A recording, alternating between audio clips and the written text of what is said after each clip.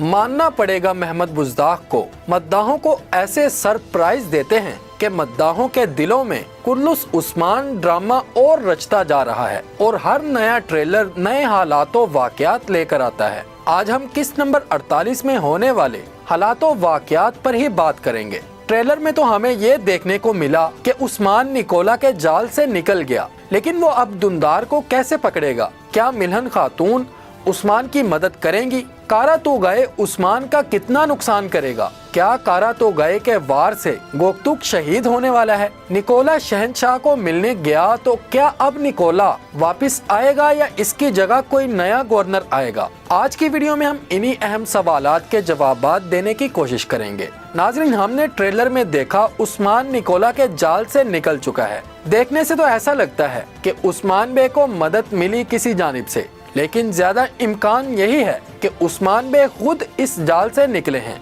यानी वो अपनी मदद आपके तहत वहां से निकलने में कामयाब हुए हैं। नाज़रीन, अब दुंदार की बात कर लेते हैं। जैसा कि मिल्हन खातून को दुंदार पर शक है और इसे उसकी अंगूठी भी मिली और वो सिर्फ ये अंगूठी की बिना पर उसे गद्दार नहीं ठहरा सकती। इसीलिए मिल्हन खातून ने उस्मान बे को सिर्फ इतना बताया है कि आपका कोई करीबी शख्स गद्दार है। उस्मान बे को भी दुंदार पर ही शक है, लेकिन अभी तक इनके हाथ कोई सबूत नहीं लगा, इसलिए वो अभी इसे कुछ नहीं कह सकते। लेकिन शक की बिना पर इससे पूछताछ जरूर होगी और वो इसका जवाब देने में कामयाब भी हो जाएगा और फिलहाल अभी वो बच जाएगा। लेकिन अब ये ज्यादा देर नहीं चलेगा, बस कुछ ही इकसात के दौरान दुंदार की गद्दारी सबके सामने आ जाएगी। नाज़रीन, अब हम तोगाए खान के हवाले से बात कर लेते हैं। सबसे पहले आपको बताते चलें कि तोगाए खान आया कहां से है। जैसा कि पेत्रुस ने कहा था कि वो गेहातू से कुछ न कुछ मदद तलब करेगा और गेहातू ने पेत्रुस के कहने पर ही